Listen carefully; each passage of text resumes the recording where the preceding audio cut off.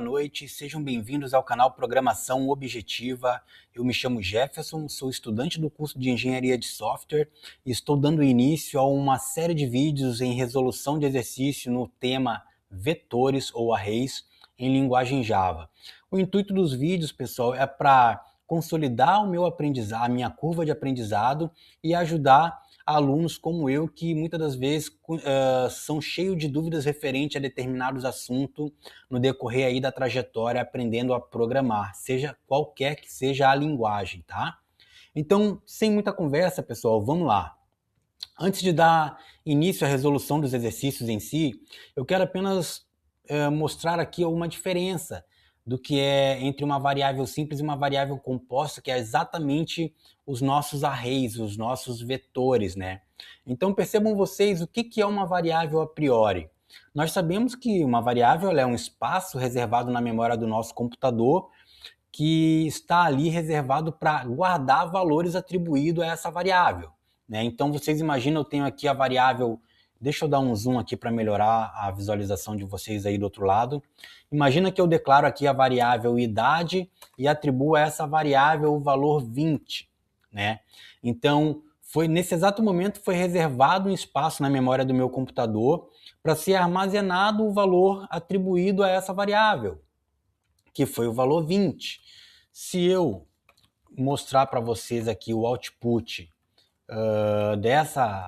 do valor dessa variável, vocês vão perceber que o retorno que ela vai nos dar é exatamente o valor 20, que é referente à idade que nós atribuímos aí por valor a essa variável, tá?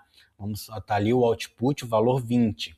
Mas por ela ser uma variável simples, ela sofre um processo diferente de uma variável composta, principalmente quando a gente tem intenção de trabalhar com volume de dados, com volume de informações, né? Por exemplo, nesse caso eu declarei apenas um valor, perdão. Mas se eu pegar essa mesma variável e atribuir a ela um novo valor, por exemplo, o que vai ocorrer? Qual é o processo que vai ocorrer por trás dessa declaração? Aquele espaço na memória que ela reservou para alocar o valor atribuído de 20 a ela, agora que ela está sendo atualizada por um novo valor, ela automaticamente, por ela ser uma variável simples e não ter uma estrutura para armazenar mais de um dado, mais de uma informação, ela vai descartar o valor primeiro que foi atribuído a ela, o 20, para poder receber o segundo valor, que é a atualização do valor da variável, que é o valor 45. Então perceba que se eu botar aqui der o output do valor dessa variável, ela vai me retornar agora não mais o valor de 20, mas ela vai me retornar o valor de 45, tá? Então perceba ali no output que está ali o valor 45. Perceba que o valor 20 ficou para trás, foi eliminado, né? Ela limpou o espaço que ela tinha reservado esse valor, armazenado esse valor, e em seguida descartou ele para receber o atual valor. Então o valor dessa variável atualmente é esse aí, 45. Então perceba que eu não consigo trabalhar com um volume de dados maior do que uma única informação atribuída a essa variável simples, porque ela não tem uma capacidade estrutural, né? Então, se eu de repente quiser trabalhar com estrutura de dados, eu não vou conseguir. E você imagina o seguinte, dando um outro exemplo aqui. Imagine você tem aqui uma outra variável, vou declarar aqui do tipo double, uma variável chamada temperatura, e daí aqui você vai atribuir o valor, a temperatura marcada no dia de hoje. Então você perceba o seguinte, né, que aqui você está armazenando o valor do dia referente ao dia atual, né? Digamos que você tenha que armazenar a temperatura referente a cada dia do ano. Nós estamos falando praticamente de 365 dias, são 365 valores que você teria que armazenar dentro de uma variável que não te oferece uma estrutura para você guardar, receber todos esses valores e poder em seguida acessar eles da maneira que lhe convém. Então, imagine só, você está aqui, você tem hoje no dia tal a temperatura de 30 graus. Daí tu vai ter que criar outra variável. Imagina, tu vai ter que fazer isso aqui 365 vezes, tá? 365 vezes para poder armazenar esses valores. Então, é a variável temperatura 1, 0,2, 0,3, né? E assim sucessivamente até você completar lá os 365 dias que cabe ao ano, né? Então fica muito difícil trabalhar dessa maneira, né? Tentar estruturar dados dentro de uma variável que tu não tem a menor estruturação para isso, né? Tu não tem a menor, digamos que, estrutura para fazer isso. É por isso que nós trabalhamos e aprendemos a trabalhar com arrays, com vetores. O que são os arrays? O que são vetor? O termo é diferente, mas é a mesma coisa, tá? A linguagem Java te permite utilizar tanto o termo array quanto o termo vetor. Então, o vetor ele é nada mais que uma estrutura de dados de baixo nível em linguagem Java. Significa que tu tem ali mais de uma posição, tu consegue armazenar dentro dessa variável composta inúmeras informações. Eu vou pegar aqui, por exemplo, o gancho desse exemplo aqui sobre a temperatura referente a cada dia do ano. Você imagina o seguinte, você tem aqui a temperatura, né? Deixa eu declarar aqui um vetor. Essa é a maneira correta de se declarar um vetor, tá, pessoal? Um array. Então já vai vendo aí exatamente como é que se declara um vetor em Java, tá? Aqui eu vou passar o tamanho do meu vetor, né? Aqui eu vou passar por argumento nesses colchetes o tamanho do meu vetor, já que é referente ao ano, a temperatura a cada dia do ano. O ano ele tem 365 dias. Então perceba que eu estou dizendo para vocês, declarando essa variável composta, que eu tenho exatamente 365 posições dentro dessa variável composta. Então eu já tenho aí uma estrutura de dados para trabalhar com maior volume de dados, com maior volume de valores, de informações, seja do tipo double, inteiro, byte, char, float, né? Essas variáveis primitivas que nós podemos declarar como uma variável composta e variável simples. Mas percebam que para ficar mais claro o entendimento, tu está vendo declarado uma variável composta com 365 posições, mas eu não atribuí nenhum valor, né? Eu apenas passei por argumento em colchetes a extensão dessa variável composta, do tamanho que ela tem. Então perceba que se eu quiser atribuir alguns valores, eu vou ter que atribuir valor em determinadas posições. Um array, pessoal, ele sempre inicia a sua primeira posição no índice 0. Tu pode tanto utilizar o termo índice, index ou posições, não interessa. O que tu está querendo dizer quando tu usa qualquer um desses três termos é que a minha variável temperatura, essa variável composta no índice 0, por exemplo, ou na posição 0, ela tem ali armazenado o valor 30, né? Então, se eu quiser fazer aqui, armazenar outro valor nela, eu vou ter que armazenar exatamente na próxima posição, na posição subsequente ou no índice subsequente, que é exatamente o índice 1. E assim você vai armazenando, pessoal, inúmeras posições, inúmeros valores, perdão, em cada uma das posições.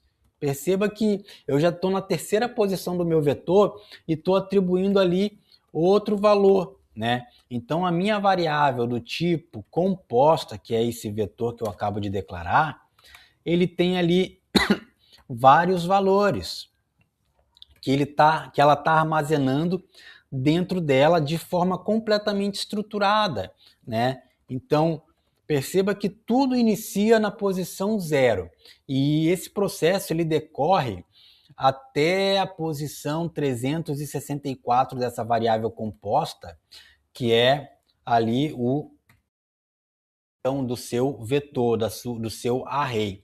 Então perceba que tudo fica mais estruturado e tu tem maior capacidade de trabalhar com maior volume de dados no seu programa, né? Naquilo que tu pretende. Então, por ela ser uma variável composta, por ela ser uma estrutura de dados de baixo nível, vou até resumir, por ela ser uma estrutura de dados, ela acaba que ela dispõe de algumas propriedades que a gente pode fazer uso, como por exemplo a propriedade length. A propriedade length me permite visualizar o tamanho da minha variável composta, visualizar ali quantas posições eu tenho dentro dessa variável. Tu imagina só, eu estou fazendo isso aqui, ó, system.out.println, vou dar aqui um sysout, e eu vou imprimir aqui, por exemplo, a extensão da minha variável composta, né? Apesar de eu já ter declarado ali, você já sabe o tamanho. Mas se você quiser visualizar isso num output na sua tela, tu vai ter que chamar aqui a sua variável, tá? Tu vai ter que chamar aqui a propriedade length, atribuir a essa variável composta a propriedade length, e daí tu vai obter exatamente ali o tamanho da sua variável composta. Percebam que o output vai me retornar exatamente as 365 posições. Tá, Jefferson, mas eu percebi que no início tu falou que toda variável composta, todo vetor, ele inicia na posição 0, no índice 0, e vai até a última posição, que era 364.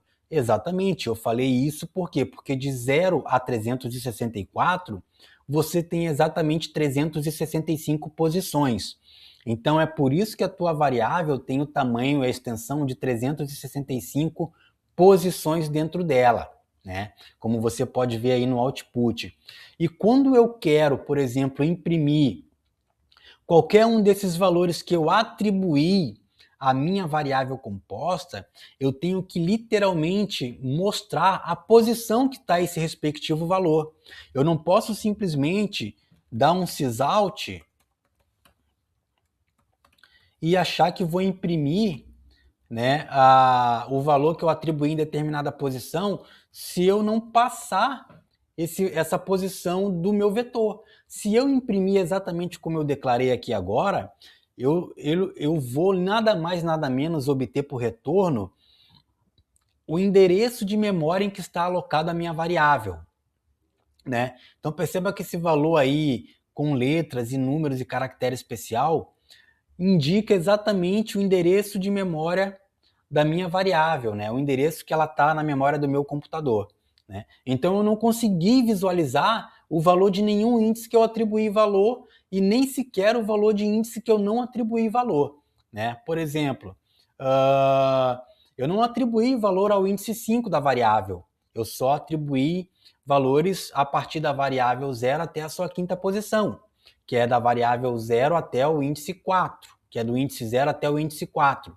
né? Então, se eu quiser visualizar, por exemplo, o valor que está no índice 4 da minha variável, eu tenho que acionar, eu tenho que chamar, eu tenho que indicar esse índice da minha variável, né? Então, quando eu imprimir, aí sim, daí eu já consigo puxar aquele valor de 45 graus que foi ali passado referente à minha variável, ao índice da minha variável, ao índice 4, né?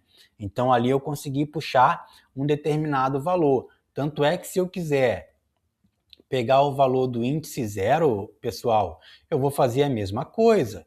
Eu vou literalmente chamar a minha variável.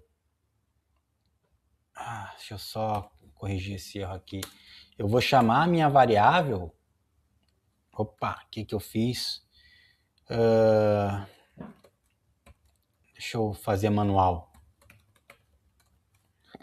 Eu vou chamar a minha variável composta no índice 0, que é o valor que eu quero lá, o primeiro, né? Quando eu fizer o output aqui, ele vai me retornar exatamente os dois valores, do índice 0 e do índice 4, tá? Percebam que é dessa forma que eu consigo acionar, como é que eu posso dizer, que eu consigo ir no valor, né, que eu quero atribuído ali à minha temperatura em sua respectiva posição, em seu respectivo index, tá? Assim também como eu consigo ver todos os valores dessa variável referente a cada índice dela, a cada posição dela. Então eu consigo puxar ali o valor desde o índice 0 ao valor 364, que é ao índice 364, que é a última posição do meu vetor, tá?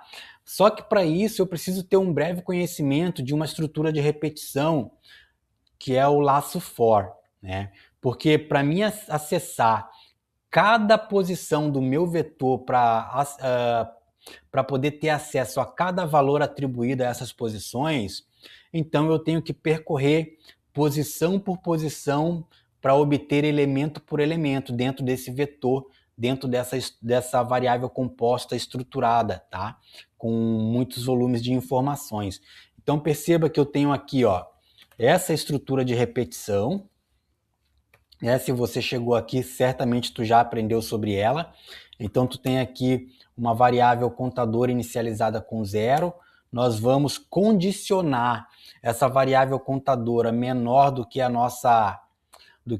o nosso vetor, a nossa variável composta, né, que é temperatura, né, em toda a sua extensão. Eu sempre faço uso da propriedade length, né, quando eu condiciono a minha variável contadora para poder acessar cada posição, porque assim é considerado boa prática de programação, tá? E aqui eu sempre vou incrementar o meu contador, né? O incremento é sempre a soma de um valor além do que ele já tem, né? Então perceba o seguinte: quando eu quiser imprimir aqui a minha variável contadora, a minha variável composta, perdão, eu tenho que literalmente passar o índice, tá, pessoal? Eu tenho que passar o índice. Se eu botar a minha variável, se eu tentar imprimir, se eu tentar acessar todos os valores em cada posição da minha variável desse jeito, eu não vou obter o retorno que eu quero. O meu output vai literalmente me retornar o endereço de memória da minha variável 365 vezes, por eu estar declarando isso dentro de uma estrutura de repetição. Então perceba ali, ó, que durante 365 vezes, que é exatamente ali a quantidade que a minha variável contadora está percorrendo elemento por elemento do meu vetor, né? Ele está percorrendo todos os índices, então ele está percorrendo todos os índices e está obtendo o endereço de memória de cada índice, né? Então, se eu quiser, pessoal, obter o valor de cada posição, eu tenho que passar aqui, ó, o índice do meu vetor. E aí sim a minha variável contador ela vai conseguir literalmente varrer elemento por elemento em sua respectiva posição. Veja que da posição 0 até a posição 4, que eu tenho ali o valor de 30 a 45, ela está lendo os valores que eu atribuí. E as demais posições que eu não atribuí valor, ela está mostrando o valor 0. Então ali tem valores atribuídos, mas tudo 0. Tá? Então tu está acessando aí desde o primeiro índice, que é o 0, ao último índice desse vetor, dessa variável composta, que é a posição 364, tá, pessoal? Para ficar mais claro, essa impressão aqui, esse output que a gente obteve de retorno ao imprimir a variável dentro do escopo de repetição do laço for, perceba só, o que aconteceu ali, qual é o processo que se deu ali? Eu inicializei a minha variável contadora, tá? Inicializei ela com 0, já que a primeira posição do vetor é o índice 0. Inicializei ela com 0, beleza? Condicionei ela enquanto ela for praticamente menor que o tamanho da minha variável composta. Eu vou percorrer as suas posições e vou sempre incrementar o meu contador. O que isso significa? I é igual a 0? Ok. Então aqui ele vai percorrer essa posição do vetor, que é o índice 0. Então aqui o I, o meu contador, está valendo, ele vale 0, tá? Ele vale exatamente 0. Ele fez essa varredura, ele volta para o laço de repetição. Aqui ele vai ser incrementado, agora ele vai receber 1 sobre ele. Então ele não vale mais 0, agora ele vale 1. I é igual a 1. Então ele sai do laço, vem para a posição 1, para o índice 1 da minha variável composta, o meu vetor. Ele percorre essa posição do índice 1 e aqui ele vale 1. Ele vale 1. Ele volta para o laço, pessoal, vai ser incrementado. Agora ele não vale 1, ele vale 2. I é igual a 2. Então ele vem para a posição 2 do vetor, ele vai percorrer o índice 2 do vetor, aqui ele vale 2. Ele vale 2. Ele volta para o laço de repetição, ele vai ser incrementado. E não vale mais 2, ele recebeu 1, ele mesmo mais 1. Então agora I vale 3. I é igual a 3? Então ele percorre a posição do índice 3 aqui, ó, ele percorre a posição 3, né, do meu vetor.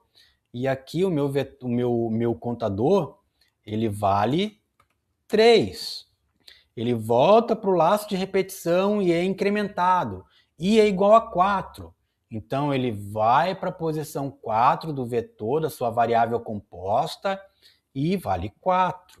Né? E assim, pessoal, até a última posição do seu vetor, que é a posição 364. Então, essa é a pequena explanação que eu queria dar, fazendo uma analogia breve do que é uma variável composta, do que é um vetor e do que é uma variável simples. Por que a gente aprende, no início do aprendizado em programação, a gente aprende a declarar variável simples, né? Ali a gente está aprendendo a declarar variável simples porque a gente está aprendendo a trabalhar, né, aprendendo situações simples do dia a dia da programação. A gente precisa saber aprender o que é um espaço na memória do computador que foi reservado para alocar um valor, né? A gente precisa saber que toda vida que esse valor for atualizado, o primeiro vai ser descartado para ser recebido o segundo e guardado o segundo, né? A gente precisa ter essa analogia de uma variável simples com uma variável composta, porque quando tu for começar a aprender estrutura de dados, tu vai estar entendendo praticamente 60%, 70% de como se trabalha com estrutura de dados, né? Então tu vai ter ali um bom caminho já percorrido no seu aprendizado para lidar com estrutura de dados, né? Então a gente está aprendendo aqui o que é uma variável composta e quais as vantagens, os benefícios de se trabalhar com uma variável composta e vendo na real como é que funciona, né, toda a manipulação dessa variável, porque a gente praticamente está manipulando esse vetor em relação a tudo que a gente viu aqui nesse exato momento, né? Então eu não quero me delongar muito, tá? Se você está assistindo aí esse primeiro vídeo do programa do canal Programação Objetiva, né? Que é referente aí ao início de uma série de resolução de exercícios sobre vetores em linguagem Java, cara, curta e se inscreva no nosso canal. Nos ajude aí a ter um bom alcance, né? Para poder alcançar pessoas que estão aprendendo a programar, principalmente em Java, e que possam aprender conosco sobre esse assunto que no início do nosso aprendizado ele é muito chato, né? Então vai lá, se inscreva no canal, compartilhe o link do canal, indique aí o canal para teus amigos, teus colegas aí da tua turma de faculdade aí, né? Da área de programação, da área de TI, e vamos junto dar crescimento ao canal e consolidar o nosso aprendizado e o conhecimento, ok, pessoal? Muito obrigado, até o próximo vídeo já com a resolução aí do primeiro exercício, pessoal. Até breve, tchau, tchau.